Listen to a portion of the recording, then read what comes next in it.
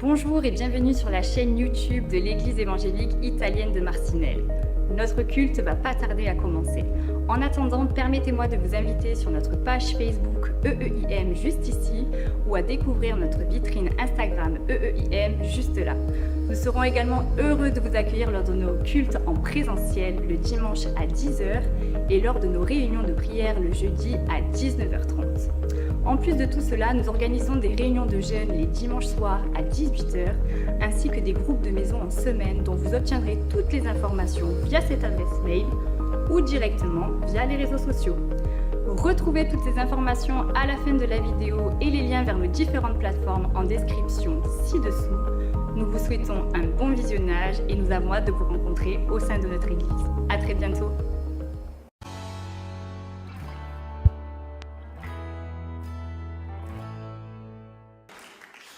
Alors, chers amis, pour notre semaine de ressourcement spirituel, ce sont 3 jours et je vous invite déjà à vous préparer. C'est la semaine qui suit la Pentecôte et nous allons déjà parler un petit peu aujourd'hui concernant les Saint-Esprit et ça sera un peu le thème que nous allons aborder pendant ces 3 jours. En tout cas, d'ici là, je vous invite déjà à vous préparer, à vous mettre un peu dans le bain.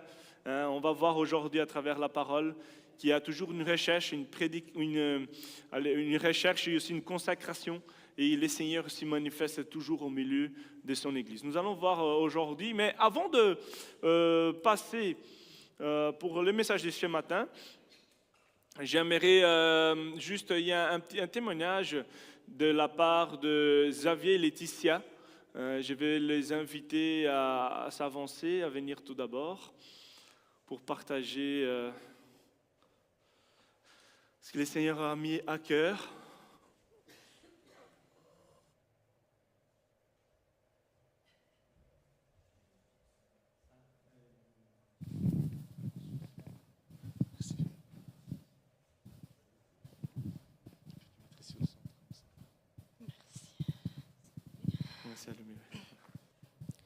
Bonjour à tous.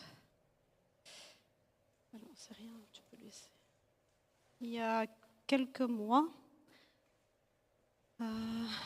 nous avons vécu une épreuve et je voulais partager ici avec vous. Nous sommes parents de 3 enfants et en septembre dernier, on annonçait ici publiquement que nous attendions notre 3e enfant. Et j'étais enceinte de 12 semaines. Mais depuis la découverte de ma grossesse en juin, je sentais que quelque chose n'allait pas, que cette grossesse n'allait pas être normale et je ne savais pas expliquer pourquoi. Je savais que j'avais 41 ans, je ne voulais plus agrandir la famille, ce n'était pas prévu. Et j'avais des nouveaux projets professionnels. Mais on a accueilli la nouvelle plutôt bien. Le lendemain de notre annonce ici, le gynécologue m'apprenait qu'il y avait un souci avec le test de la trisomie. Et nous avons passé beaucoup de rendez-vous médicaux, des analyses, des examens. Ça a duré des semaines. Et c'est seulement lors du 5e mois qu'on a su que notre bébé était atteint d'une anomalie chromosomique rare et qu'il ne survivrait pas. Ou tout du moins, il ne survivrait pas très longtemps. Les spécialistes nous ont proposé une interruption médicale de grossesse, car les grossesses porteuses de cette anomalie aboutissent la plupart du temps à une fausse couche précoce. Et si la grossesse évolue, il est rare de dépasser le 2e trimestre, encore plus rare d'aller jusqu'au terme et encore plus de donner naissance à un bébé en vie. Et même dans ces cas extrêmes, le bébé ne survit pas plus de quelques jours.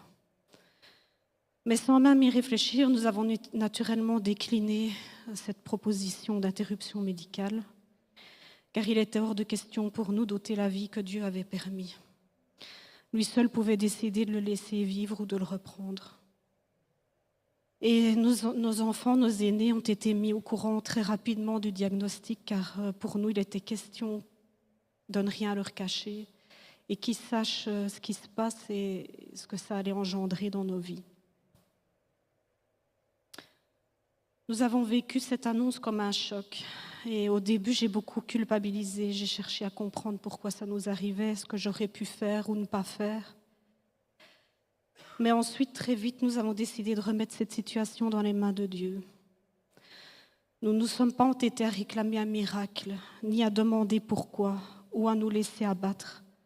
Dieu connaît toutes choses et il sait à l'avance ce qui va nous arriver. Il sait de quoi nous avons besoin et aussi comment notre situation va évoluer. Évidemment, nous ne perdions pas espoir que quelque chose se passe, mais nous acceptions également cette épreuve et prions Dieu qu'il nous accompagne, nous donne les forces pour la surmonter et surtout qu'il utilise cette épreuve pour nous transformer, nous faire grandir spirituellement, sachant que tout concourt au bien de ceux qui aiment Dieu. Ce n'est pas parce que nous avons manqué de foi, mais plutôt que nous voulions saisir cette occasion pour nous rapprocher davantage de Dieu, être à l'écoute et nous laisser guider. Nous avons vu cela comme une opportunité à saisir pour changer quelque chose dans nos vies. Nous avons aussi beaucoup prié pour nos aînés, pour que Dieu soit leur soutien, qu'il nous aide à les entourer, à avoir les bonnes paroles. Ils avaient été si heureux d'apprendre que la famille allait s'agrandir et nous ne voulions pas qu'ils perdent cette joie, qu'ils remettent en question leur foi ou qu'ils envisagent ce drame comme une punition. Mais nous voulions leur transmettre la résilience, un exemple de foi, l'amour et la reconnaissance même quand la vie est difficile. Durant des semaines, nous nous attendions à vivre une fausse couche d'un jour à l'autre. Sauf que les mois passaient et je sentais toujours mon bébé bouger.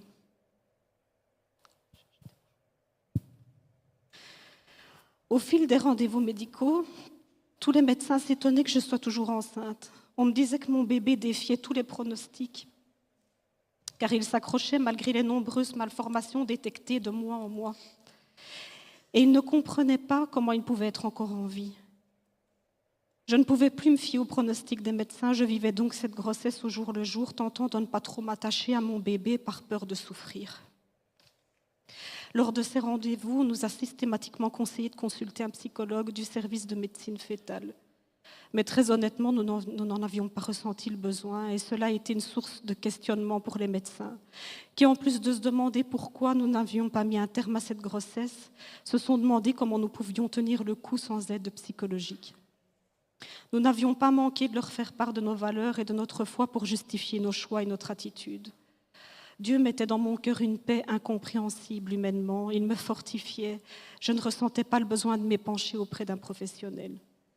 Je ne dis pas que les chrétiens ne devraient pas consulter de psychologue, mais dans notre cas, Dieu a permis d'envisager chaque étape sans que nous soyons ébranlés psychologiquement. Notre psychologue a été d'abord le Seigneur, mais aussi notre communauté qui a intercédé avec amour, nous a soutenus et portés, a respecté notre distance et nos silences lorsque c'était nécessaire. Tout au long et surtout à la fin, nous avons vu Dieu à l'œuvre. Mon gynécologue, ne travaillant plus dans la région, m'avait demandé une dérogation pour pouvoir pratiquer ma césarienne sur Charleroi, entourée d'une équipe de sages-femmes que j'avais choisie. Mais l'assurance l'ayant refusé, je n'avais plus d'autre choix que de le suivre sur XL. Mais Dieu n'avait pas dit son dernier mot. Le 31 janvier, à 20 jours du terme, j'ai perdu les os. Et je me rends à la maternité. Et j'ai pu voir la main de Dieu guider toutes choses. Grâce à lui, les gynécologues et l'équipe médicale ont été en ma faveur. Ils ont accepté que je tente d'accoucher par voie naturelle et même avec des déclenchements alors que j'avais eu 2 césariennes avant et que c'était interdit. De plus, j'ai eu la chance, sans avoir à demander à qui que ce soit de chambouler son horaire, d'avoir à mes côtés 3 sages-femmes qui sont également des sœurs en Christ et que je connaissais bien. Parmi elles, une dont la présence m'a beaucoup rassurée et qui avait été là pour la naissance de mes 2 autres enfants. Elle s'est occupée de moi de la première contraction jusqu'à la fin de l'accouchement. Elle a pris soin de moi, mais aussi de mes 3 enfants. Elle a accompagné mes aînés pour leur faire découvrir leurs petits frères. Elle a répondu à leurs questions. Elle s'est montrée présente au-delà de ce qu'elle devait. Dieu a bien orchestré les choses autour de nous. Nous apportons ce dont nous avions besoin au moment où nous en avions besoin. Malgré les circonstances difficiles, Je peux affirmer que j'ai vécu un accouchement encore plus beau que ce que j'espérais, serein, sans douleur, dans la douceur et l'intimité, avec mes proches, avec l'amour et la bienveillance d'une sœur en Christ. Bien sûr, nous étions tristes, nous avons tous beaucoup pleuré, car l'accouchement signait la fin d'une aventure à 5. Noah a donné son dernier coup de pied le 3 février, juste avant l'accouchement, et est donc né sans vie. Mais je pense qu'il a pu ressentir tout l'amour, la bienveillance, la douceur qui ont précédé sa naissance. Et là encore, je peux dire que Dieu a répondu à nos prières. Car nous ne voulions pas que Noah ait à se battre pour respirer et souffrir inutilement. Je priais qu'il soit repris sans avoir à souffrir de détresse respiratoire. Et ce jour-là, j'ai réalisé plusieurs choses. Malgré mes efforts pour ne pas m'attacher à mon bébé, je l'aimais et je l'avais aimé depuis le début. J'ai pris soin de lui comme je l'avais fait pour mes 2 autres grossesses. Je redoutais un rejet de la part de mes aînés, mais là encore, j'ai été surprise par leur maturité. Ils étaient juste émerveillés par la beauté de leur petit frère, remplis de tendresse pour lui. J'ai aussi réalisé que bien qu'on cherche à éviter toute souffrance à nos enfants, que l'on veuille tout prendre à leur place, les protéger, il y a des choses que l'on ne peut pas leur éviter, des douleurs qu'on ne peut pas prendre. Voir mes enfants être déchirés par la tristesse a été une souffrance immense pour mon cœur de maman. Mais là encore, j'ai dû faire confiance à Dieu qui a pris soin d'eux et les a consolés comme jamais nous n'aurions pu le faire. Aussi, cet accouchement m'a permis de guérir de vieilles blessures enfouies depuis 10 et 6 ans, de césariennes très mal vécues, jamais digérées, pour lesquelles le Seigneur m'a permis une belle revanche et j'ai pu faire la paix avec mon corps. Durant tout ce temps, Dieu a pris soin de notre famille. Il a resserré les liens entre nous, dans notre couple. Notre couple a pris un nouveau tournant. Nous avons découvert une autre facette de nos enfants. Nous avons découvert leur intelligence émotionnelle, tellement d'empathie, d'amour, de bienveillance dans leur comportement, mais aussi l'innocence dans leurs yeux d'enfants, la façon dont ils s'émerveillent des bienfaits de Dieu. Je dois remercier ma famille, mes enfants, mon mari, pour la façon dont ils ont pris soin de moi malgré leurs propres souffrances, m'évitant autant que possible des fatigues physiques mais aussi psychologiques. Je remercie aussi vous, la famille de Dieu, qui a fait sienne notre épreuve et a porté le poids avec nous. Merci pour votre empathie, votre soutien, vos prières et tout l'amour de Dieu manifesté envers nous. Pour conclure, j'aimerais dire que oui, nous avons souffert humainement. Et non, je ne connais pas toutes les raisons de cette épreuve. Et peut-être que je ne saurai jamais tout. Mais je ne regrette rien.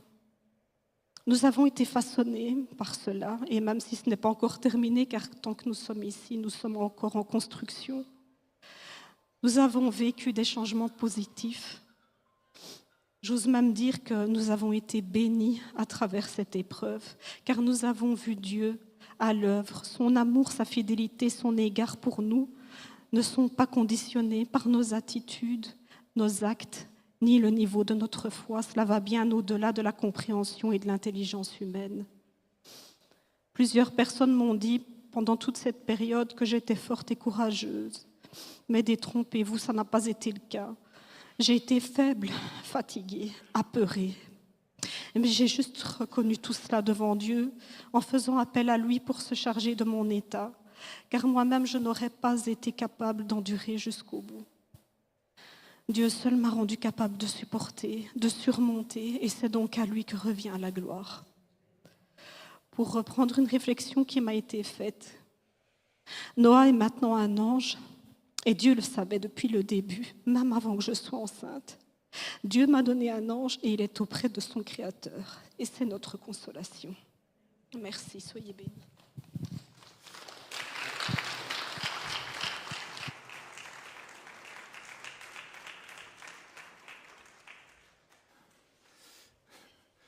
Que dire après ces beaux témoignages où le Seigneur il a été le centre de tout.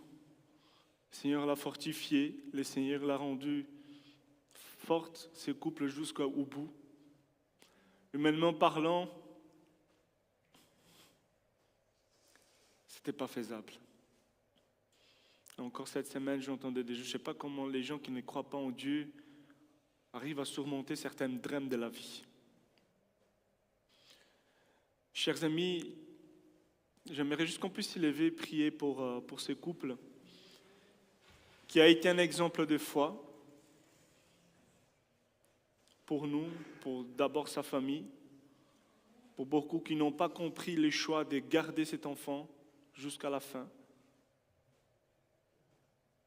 Mais le Seigneur, il façonnait, il travaillait dans ces moments, dans cette souffrance. J'aimerais qu'on puisse continuer à prier pour eux, pour Tanaël, pour Ella, Xavier, Laetitia, afin que le Seigneur continue à les utiliser, à les fortifier dans ces moments. Amen. Prions ensemble. Seigneur, nous venons devant ta présence, Seigneur Jésus. Déjà pour être reconnaissant pour ta grâce, Seigneur, et ta bonté qui a entouré cette famille malgré les circonstances difficiles. Seigneur Jésus, ils ont recherché refuge en toi et tu ne les as pas abandonnés. Tu les as fortifiés dans les moments sombres. Seigneur, alors qu'ils s'y sentaient, Seigneur, vides, Seigneur, incapables de pouvoir changer, ils ont crié à toi, Seigneur. Et toi, tu as conduit chaque étape. Tu les as rendus forts. Comme dit dans ta parole, Seigneur, c'est lorsque nous sommes faibles que nous sommes forts, parce que c'est toi, Seigneur, dans ta force divine, qui fortifie, Seigneur, qui nous fortifie. Seigneur, qui dans ces moments de transformation qui n'a pas été facile, ils ont vécu ces renouveaux, ils se sont laissés transformer, façonner par toi. Et que tu puisses, Seigneur, vraiment déverser un vin nouveau, Seigneur, dans leur famille. Puisses-tu, Seigneur Jésus, les amener plus loin avec toi. Seigneur, que leur témoignage puisse aussi fortifier, encourager. Puisses-tu, Seigneur, continuer, Seigneur, comme tu es déjà en train de le faire, parce qu'on le voit. Tu fais quelque chose de nouveau. Tu le fais vivre une saison nouvelle.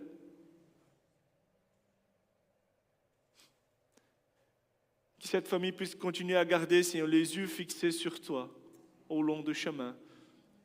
Continue à fortifier Tanaël, Ella, dans leur vie, Seigneur, émotionnelle, dans leur vie aussi psychologique, Seigneur, Père, que tu puisses vraiment, spirituel, prendre soin de ces enfants.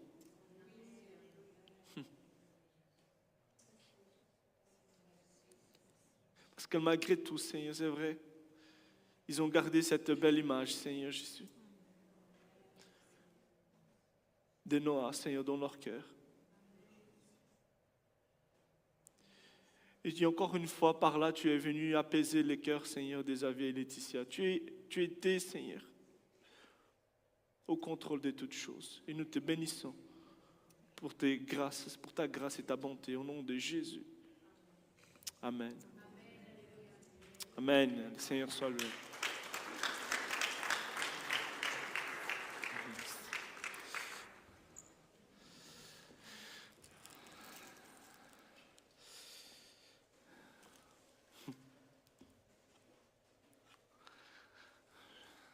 Je devrais me reprendre encore un petit peu. Mais que continue à bénir ces enfants et cette famille. C'était quelque chose qui, eux aussi, j'ai vu que Xavier et Laetitia, ils ont publié sur leur réseau la photo du petit avec Tanaël et Ella qui était né. Et la réaction, comme Laetitia me l'a dit déjà en privé, c'est que qu'il est beau, non? Malgré tout, c'est incroyable. C'est comme un petit clin d'œil du Seigneur aussi, même pour eux, dans cette épreuve, qui appréhendait ces moments. Amen. Et juste avant de passer à la parole ce matin, j'ai le frère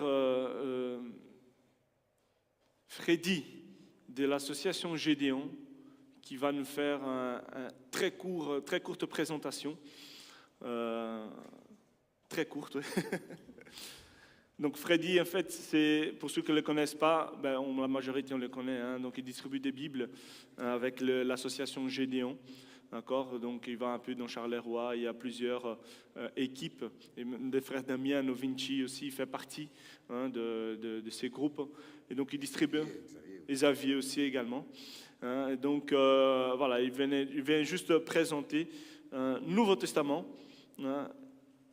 et je vais lui laisser un peu la place, s'il te plaît frère. Bonjour à tous. Voilà, la ville de Liège a refusé que nous distribuions un Nouveau Testament bilingue dans la ville, spécialement pour les universitaires. Puisqu'on ne peut pas le faire à Liège, je viens le faire chez vous. Donc s'il y a des universitaires ici, venez me le réclamer tout de suite après le culte. Plus court, magnifique. Merci frère. Que Dieu te bénisse. On peut l'applaudir.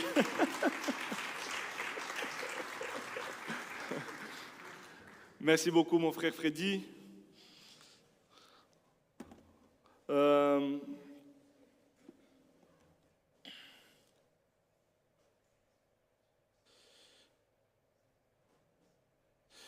Ok. Avant de commencer, donc juste à la parole de ce matin. Attendez, je dois boire un petit.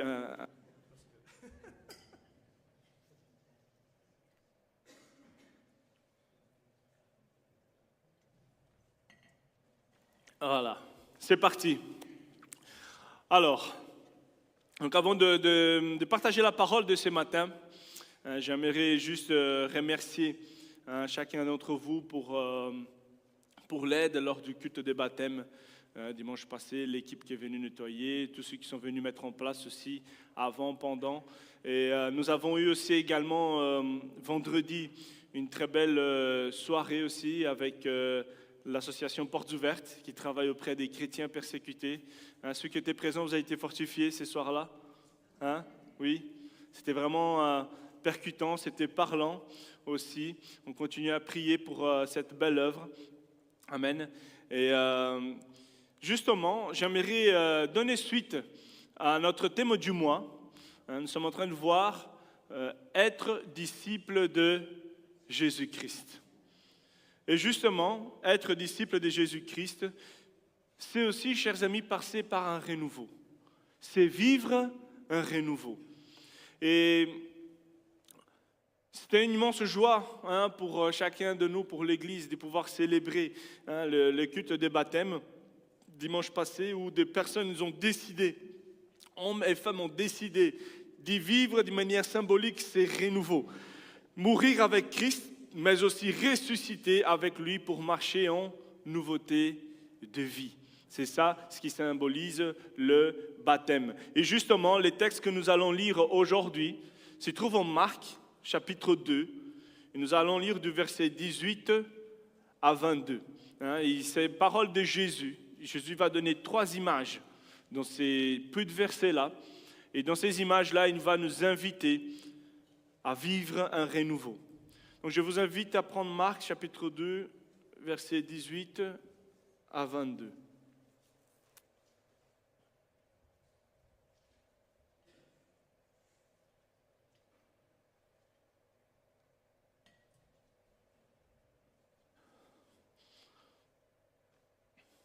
Amen. Alors, verset 18. Il nous dit, les disciples de Jean et les pharisiens jeûnaient. Ils vinrent dire à Jésus, pourquoi les disciples de Jean, issus des pharisiens, jeûnent-ils, tandis que tes disciples ne jeûnent pas? Et Jésus leur répondit, les invités à la noce peuvent-ils jeûner pendant que le marié est avec eux? Aussi longtemps que le marié est avec eux, ils ne peuvent pas jeûner.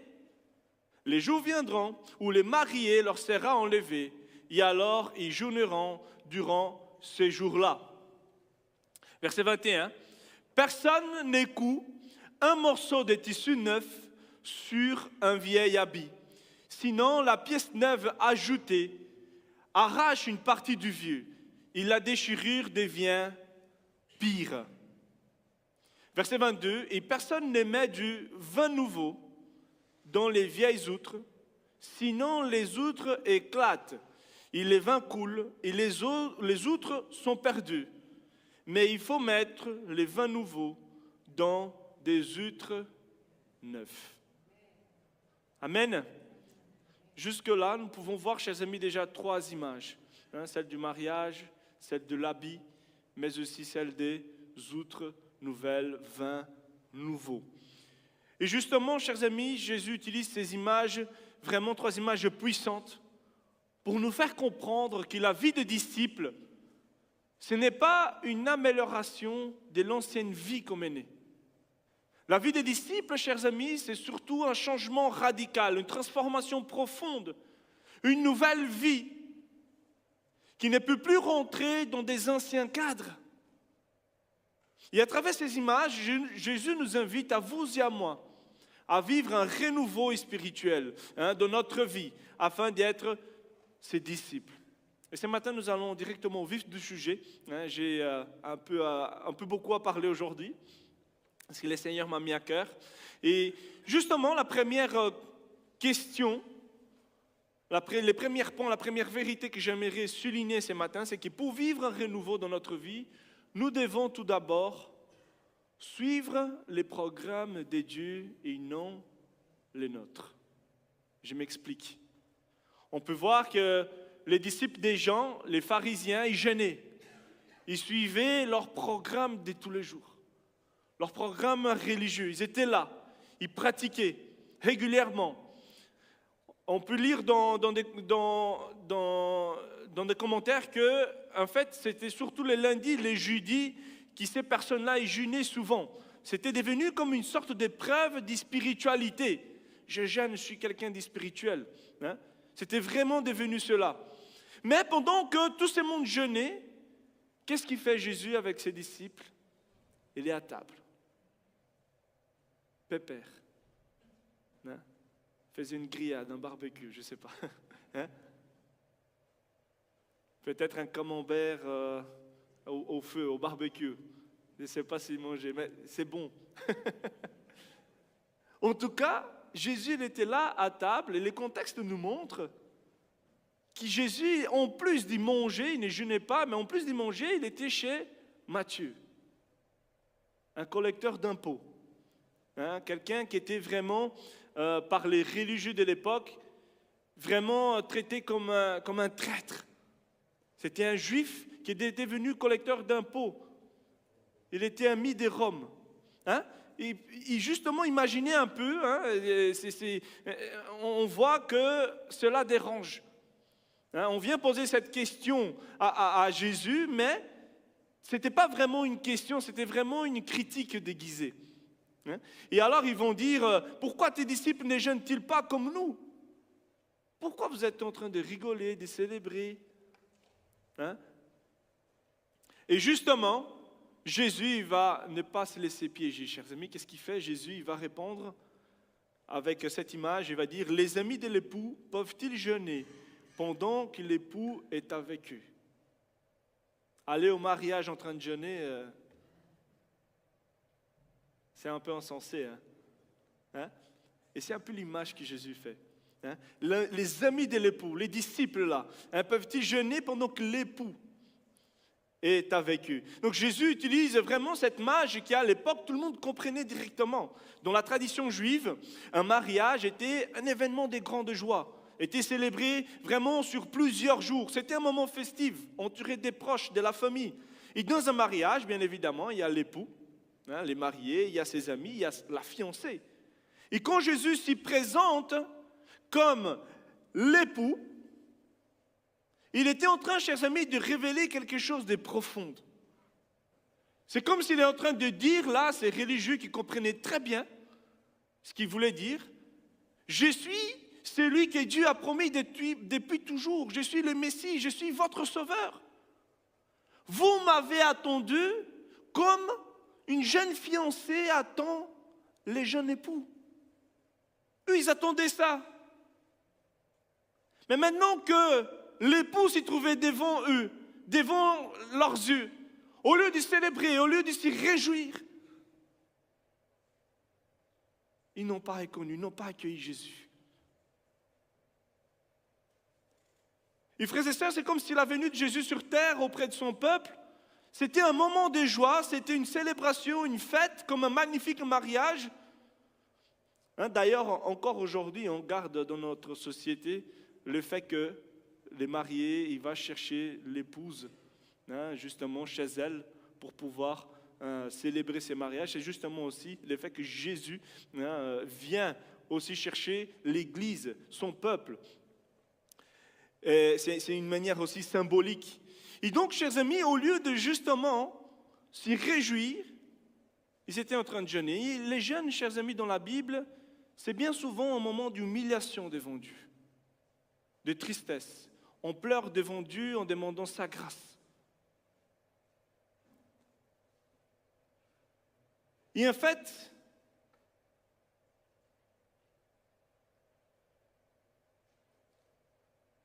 ces peuples-là, ces personnes-là, ils étaient en train de suivre tout simplement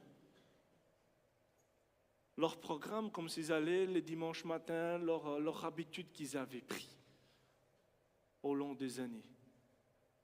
Et quand c'était pour reconnaître les temps de Dieu, les temps que Dieu agissait, les temps que les dieux l'avaient pour l'humanité, d'y révéler, d'y sauver, ils étaient incapables de voir cela. Et Jésus va dire, mais pour le moment, ils sont en train de se réjouir, ils profitent de la fête. Chose que vous devez aussi le faire. De ma présence, je suis en train d'aller partout, en train de guérir, en train de sauver. Vous devez vous réjouir de cela. Et Jésus aussi va dire par la suite que pour un instant, sa présence est là, mais que un jour viendra qui sera enlevé à nouveau. Et Jésus parle déjà là de sa croix, de sa mort. Et là, quand l'époux sera enlevé, quand Jésus sera mort et ressuscité, là, les disciples ils vont jeûner. En tout cas, chers amis, ce qu'il est important à souligner pour ces points, c'est que Jésus n'est pas contre les jeûnes. Il n'est pas contre ces pratiques spirituelles. Mais en fait, Jésus, il va souligner un problème plus profond dans la vie des pharisiens, dans la vie des disciples de Jean-Baptiste. En fait, ces personnes-là, ils étaient complètement déconnectés de ce que leur Dieu, qui s'y disait croire, qui mettait leur foi, était en train de faire. Ils suivaient leur programme religieux, complètement déconnectés de l'horloge de Dieu, de la montre divine. Déconnectés de ce que Dieu était en train de faire dans l'humanité, dans l'histoire de l'humanité. Et chers amis, la question qui s'y pose pour chacun de nous ce matin, es-tu connecté à ce que Dieu est en train de faire aujourd'hui? Es-tu connecté à ce que Dieu est en train de faire dans notre société, dans l'Église? Sais-tu reconnaître la visitation de Dieu quand elle vient? Jésus leur a visité, le Messie promis, c'était Dieu sur terre, leur Messie était là.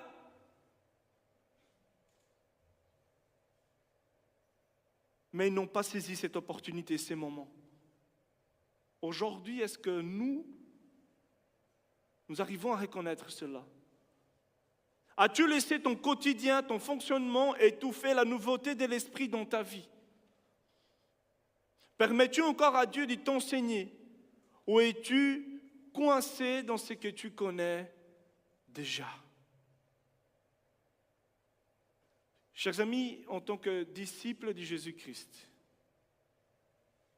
nous devons constamment vivre ces renouveaux. Et pour vivre ces renouveaux dans notre vie spirituelle, nous devons suivre les programmes de Dieu. Nous devons être connectés au programme de Dieu et non au nôtre. Il faut aussi, chers amis, accepter de laisser derrière nous notre ancien fonctionnement. Trop souvent, on essaie d'y combiner en plus de nouveautés spirituelles avec nos anciennes habitudes, avec nos anciens schémas. Mais Jésus, il est clair, il va dire on ne peut pas vivre une nouvelle vie en essayant simplement de recoudre un morceau de foi sur un vieux vêtement usé. Et on rentre maintenant à la deuxième image que Jésus parle. Pour vivre un renouveau avec le Seigneur, nous devons tout d'abord suivre son programme. C'est ce que Jésus il disait aux pharisiens, aux disciples de Jean-Baptiste. Mais ce que Jésus va dire aussi à ces personnes, il va dire, mais les gars, arrêtez de rafistoler votre vie. Arrêtez de rafistoler votre vie avec du spirituel. C'est moi qui transforme les vies. Et justement, Jésus va dire, personne ne coud un morceau de tissu neuf sur un vieil habit. Sinon, la pièce neuve ajoutée arrache une partie du vieux. Et la déchirure devient pire. Frères et sœurs, Jésus nous dit ici, par cette image, que le renouveau ne peut pas s'installer dans une ancienne structure. Il ne suffit pas juste d'ajouter un peu de Jésus dans notre ancienne vie. Il ne suffit pas juste de coller, on va dire, un patch religieux sur nos vieilles habitudes.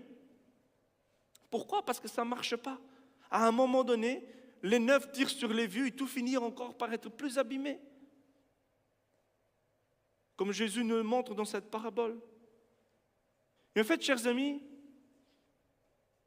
aujourd'hui, beaucoup de personnes qui se disent chrétiens essaient d'y coller Jésus sur leur ancienne vie, sur leur ancienne habitude. On ajoute un peu de prière, on ajoute un peu d'église, on poste quelques versets sur les réseaux, c'est très bien, c'est magnifique. Tout celles-là sont des bonnes choses. Mais le hic, c'est que, chers amis,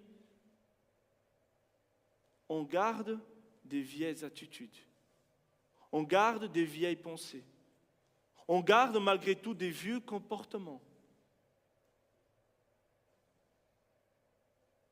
Et c'est ça que Jésus, il veut vraiment faire réfléchir à ces personnes qui ont posé cette question. C'est comme si Jésus disait, mais ça, chers amis, ce que vous êtes en train de faire là, ce n'est pas être disciple de Jésus. Ce n'est pas être mon disciple. C'est recoudre du neuf sur du vieux.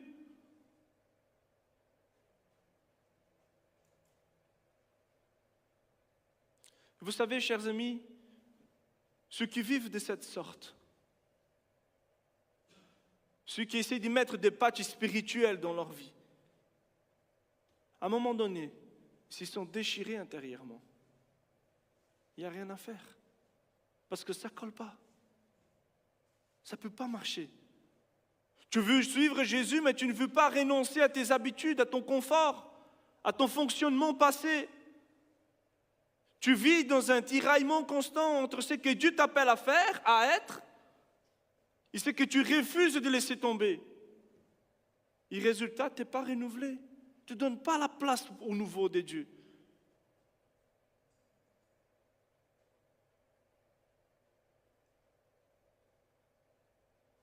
Et chers amis,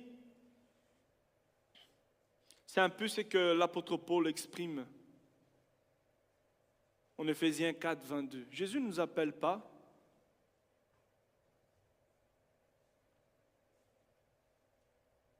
à changer un petit peu, non, mais c'est un renouvellement complet. Et l'apôtre Paul, il va utiliser cette phrase On vous a enseigné à vous débarrasser du vieil homme. D'autres traductions vont dire dépouiller, qui correspond à votre ancienne manière de vivre. Il s'y détruit sous l'effet de désirs trompeurs. On vous a enseigné donc à laisser renouveler par l'Esprit dans votre intelligence, à vous revêtir de l'homme nouveau, créé selon Dieu, selon sa justice, sa sainteté, qui produit la vérité. C'est carrément un changement d'habit. On se débarrasse et on se revêt de nouvelles habitudes, de manière, comme le Seigneur, comme il nous dit ici, renouvelée par l'Esprit de Dieu, créé selon Dieu. Et comment faire? Verset 25, il nous dit, c'est pourquoi en vous débarrassant du mensonge, dites chacun la vérité à votre prochain, car nous sommes membres les uns des autres. Si vous mettez en colère, ne péchez pas, que le soleil ne se couche pas sur votre colère et ne laissez aucune place au diable. Verset 28. Que celui qui volait cesse de voler, qu'il s'y donne plutôt à la peine de travailler honnêtement, de ses mains pour avoir de quoi donner à celui qui est dans le besoin. Qu'aucune parole malsaine ne sorte de votre bouche, mais seulement des bonnes paroles qui, en fonction des besoins, servent à l'édification. Ils transmettent une grâce à ceux qui l'entendent. C'est fort. On a des habits à changer. Hein? Verset 30, il nous dit, « N'attristez pas le Saint-Esprit de Dieu, par laquelle vous avez été marqués d'une empreinte pour les jours de la libération. » Verset 31, « Que toute amertume, toute fureur, toute colère, tout éclat de voix, toute calomnie, toute forme de méchanceté disparaissent du milieu de vous. Soyez bons et pleins de compassion les uns vers les autres. Pardonnez-vous réciproquement comme Dieu nous a pardonné en Christ. » Verset 5, chapitre 5, verset 1, et je finis là. « Soyez donc les imitateurs de Dieu, puisque vous êtes ses enfants bien-aimés. » Ce n'est pas facile les paroles de ce matin. Je le sais. Et ça me parle tout d'abord. Mais je ne sais pas vous, mais en lisant ces versets-là, en lisant l'apôtre Paul, c'est comme si moi je dois changer toute ma garde-robe, moi, spirituelle.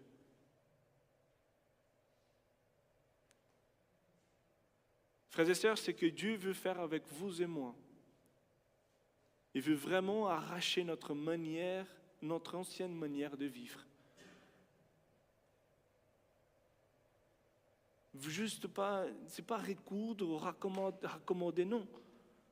C'est un changement complet. Il veut refaire notre garde-robe. C'est laisser Jésus réellement réécrire notre identité, redéfinir notre priorité, reconstruire notre cœur. Il y en a deux autres versets dans la Bible qui parlent de vêtements, de ce que Dieu veut faire. Verset Ésaïe 61, verset 10. « Je me réjouirai en l'Éternel, car il m'a revêtu des vêtements de salut, il m'a couvert de manteau de justice. » Zacharie 3, verset 3 à 4. « Josué était couvert de vêtements sales, et l'ange lui dit, « ôtez ces vêtements sales, je vais mettre sur toi un habit de fête. » Jésus veut nous donner cet habit de fête. Dieu ôte les vêtements impurs, il nous revêt d'un vêtement pur, digne de sa présence. Romains 13, 14, il nous dit, de qui on doit se revêtir? Du Seigneur Jésus. Revêtez-vous du Seigneur Jésus-Christ et ne vous préoccupez pas de votre nature propre pour satisfaire ses convoitises. Chers amis, si nous voulons vivre un renouveau dans notre vie de disciples, nous devons suivre les programmes de Dieu, mais nous devons aussi ne pas rafistoler notre vie spirituelle. On doit nous débarrasser de notre ancienne manière de vivre. Nous devons nous débarrasser du vieux homme, de nos vieilles manières de faire, afin de nous revêtir de Christ lui-même. Ça veut dire adapter ma manière de vivre à la manière de Jésus. Vous savez, Jésus n'est pas venu pour réparer simplement, mais il est venu carrément pour transformer, pour donner vie nouvelle. Et la question qui se pose pour nous ce matin, as-tu laissé Dieu changer ton habit spirituel ou essaies-tu encore de garder tes vieilles habitudes? Disciple de Jésus-Christ. As-tu abandonné ton ancienne identité ou as-tu juste mis une couche religieuse dessus? Si tu fais une analyse aujourd'hui de ta vie, chacun pour soi, les vêtements que tu portes aujourd'hui, reflètent-ils le salut, la pureté, la nouveauté en Jésus, la sainteté que Jésus donne?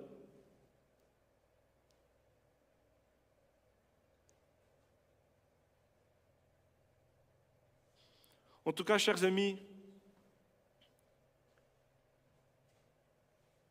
le Seigneur veut encore nous amener plus loin. Non seulement il nous invite à changer de programme, à les suivre, à changer d'habit, à vraiment de manière spirituelle, bien évidemment. Mais il y a cette troisième image. Jésus va inviter ces personnes maintenant à changer totalement de contenant, à devenir des outres nouvelles, capables de recevoir ce que Dieu veut déverser.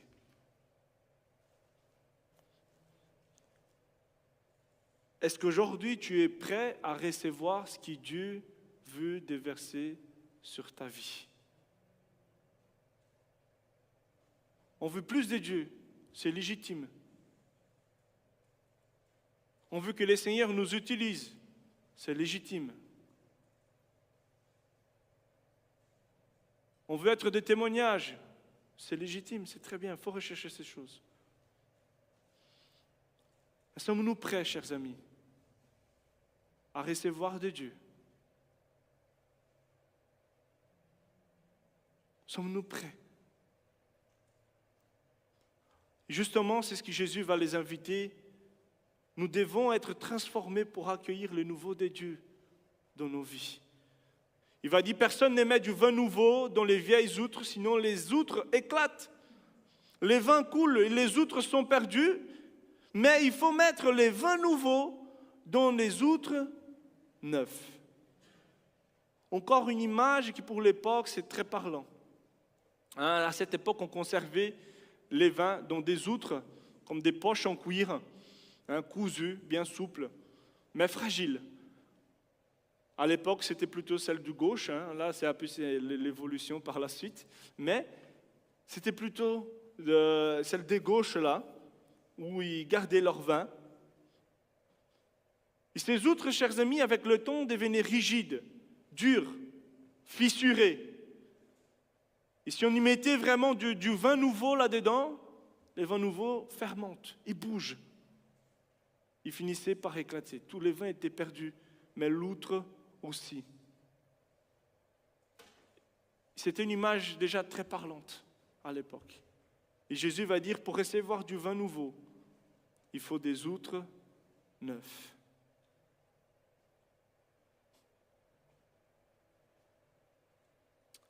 Vous savez, chers amis, le Seigneur, il veut, il souhaite déverser son vin nouveau.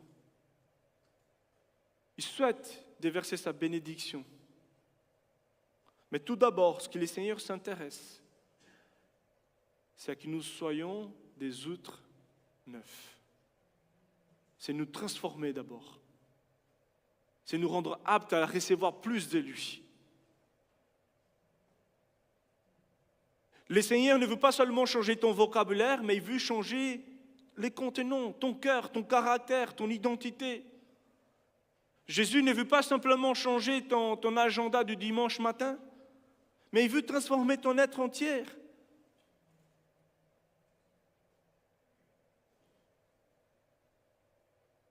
Et vous savez, chers amis, cette œuvre de l'Esprit de Dieu, qui reconstruit notre intérieur, qui transforme, qui nous refait d'une manière intérieure, c'est aussi le même esprit qui vient habiter en nous, qui vient déverser dans nos vies.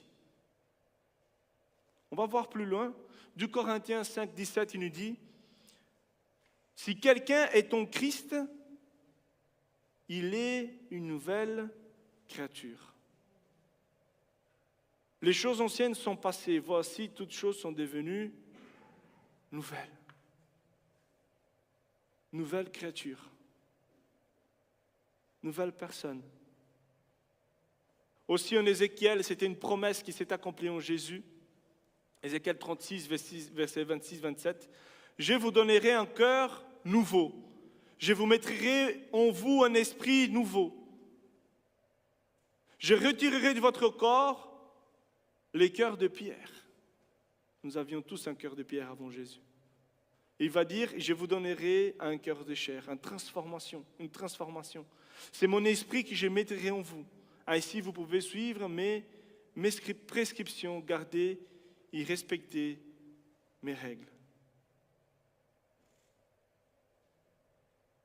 Chers amis, le Seigneur Jésus nous invite à être ses disciples, non pas à avoir une version améliorée de notre ancienne vie, mais que nous soyons une nature nouvelle, transformée. Il est vin nouveau, chers amis, que le Seigneur veut déverser sur nous. Comme j'ai dit, c'est quelque chose de précieux, de puissant.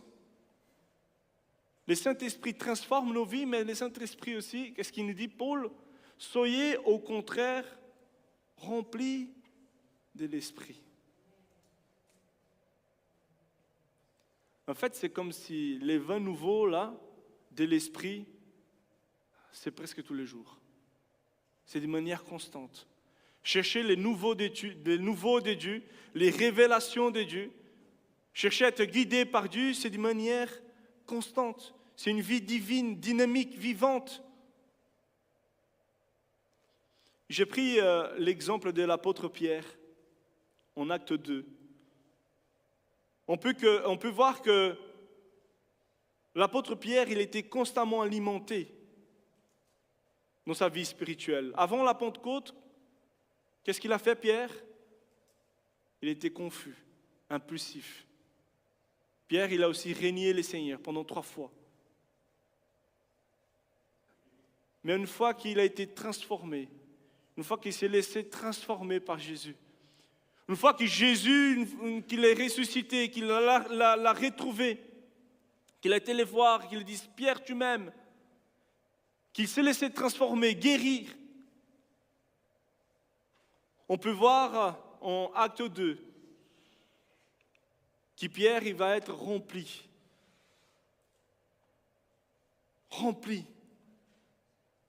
du Saint-Esprit.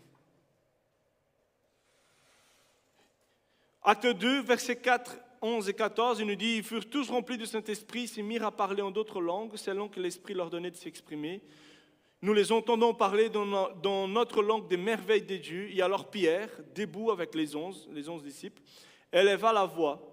Il leur parla en ces termes. » Le contexte là de ces passages, c'est qu'il y avait 120 disciples qui étaient réunis dans une chambre haute. Ils étaient en train de prier. Ils étaient en train de rechercher la face de Dieu. Et c'est là, ces moments-là, que le Saint-Esprit est venu les remplir lors de la Pentecôte. Tout d'abord, ils ont été témoins, mais aussi, après, Pierre, il va s'élever, il va prêcher au peuple qui était là. Et on peut voir que 3000 personnes, à la fin de ce chapitre, vous allez trouver cette information, 3000 personnes s'y convertissent. Mais aussi, Pierre a été rempli du Saint-Esprit, chapitre 2, mais aussi dans le chapitre 4. Alors Pierre, rempli du Saint-Esprit, leur dit, chef du peuple et ancien d'Israël, devant les Sanhédrins, devant les religieux de l'époque, Pierre, rempli de l'Esprit, il va défendre l'Évangile avec audace, sans crainte. Il va être persécuté, il va être mis en prison. Et plus loin, verset 4, Verset 23, pardon. Une fois qu'ils sont mis en prison, ils vont être relâchés. Pierre et Jean, ils vont retrouver les leurs, les autres frères et sœurs, pour raconter ce qui s'est passé. Et qu'est-ce qu'ils vont faire? Ils vont se mettre à prier. Quand ils eurent prié, les lieux où ils étaient assemblés trembla. Ils furent tous remplis du Saint-Esprit. Ils annonçaient la parole de Dieu avec assurance. Chers amis, pour les disciples de Jésus-Christ, être remplis du Saint-Esprit, ce n'est pas optionnel.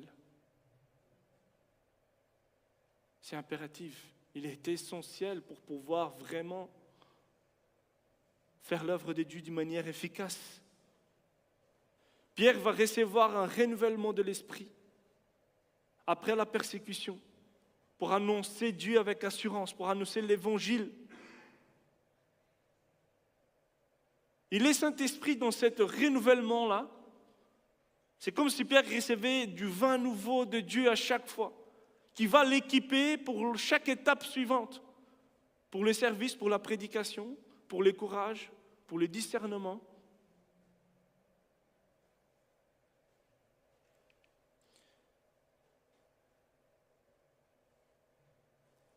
Mon frère, ma soeur, voici quelques questions pour notre réflexion ce matin. Est-ce que le Saint-Esprit peut-il travailler notre cœur, ton cœur? As-tu soif de plus au point de te laisser transformer et remplir? Es-tu disponible pour cette œuvre du Saint-Esprit? Veux-tu aujourd'hui, est-ce que tu as ce désir dans ton cœur d'annoncer la bonne nouvelle de l'Évangile d'une manière efficace? En tout cas, ce matin, je t'encourage, non seulement à être transformé par l'Esprit de Dieu, mais à chercher à être rempli de son Saint-Esprit, à chercher à être capacité pour toute bonne œuvre. Nous en avons tous besoin. Nous en avons tous besoin.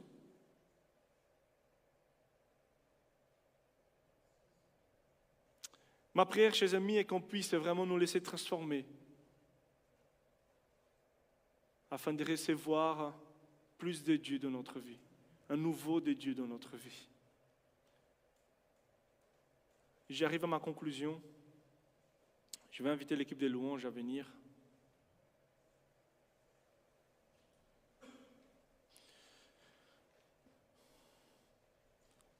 Mes chers amis, être disciple de Jésus, c'est plus qu'un simple engagement ou une amélioration de notre vie ancienne. Mais c'est vraiment un appel à vivre véritablement un renouveau spirituel, à nous laisser transformer. Et ce renouveau commence justement tout d'abord par cette reconnaissance du programme de Dieu. On doit saisir, comprendre l'œuvre divine. Être disciple de Jésus-Christ implique de ne pas rafistoler notre ancienne vie, mais de nous laisser transformer intérieurement. Être disciple de Jésus-Christ, c'est être des contenants neufs, renouvelés par l'Esprit Saint de Dieu, afin de recevoir cette pleine vie de Jésus-Christ. En tout cas, ce matin, je vous invite à vous lever.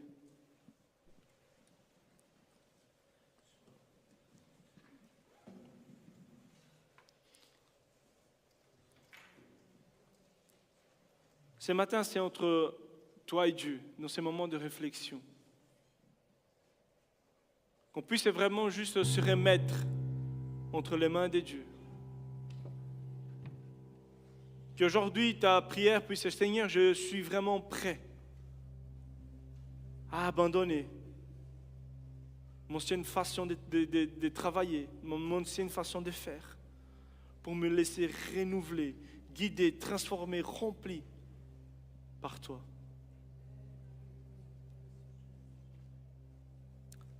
Qui dans l'intimité de ton cœur aujourd'hui, tu puisses avoir cet échange avec Dieu.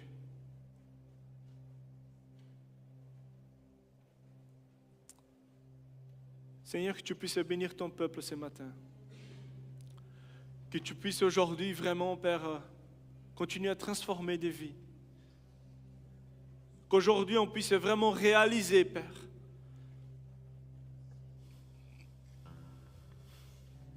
que nous avons tous besoin, Seigneur, de ton Saint-Esprit, d'être remplis constamment de toi pour pouvoir avancer dans notre vie. Seigneur, remplis-nous aujourd'hui, Seigneur. Nous voulons plus de toi dans nos vies, Seigneur. Nous voulons nous préparer, Seigneur, à avoir plus de toi. Bénis mon frère, ma soeur qui m'écoute aujourd'hui. Que tu puisses les amener plus loin avec toi, Seigneur. Tu puisses les utiliser comme tu l'as utilisé chacun des disciples, qui s'y sont confiés en toi, qui malgré leurs faiblesses, leurs défauts, s'y sont laissés transformer par toi. Ils ont ouvert leur cœur à ta transformation, à la transformation de ton Saint-Esprit. Bénis ton peuple aujourd'hui, Père. Au nom de Jésus.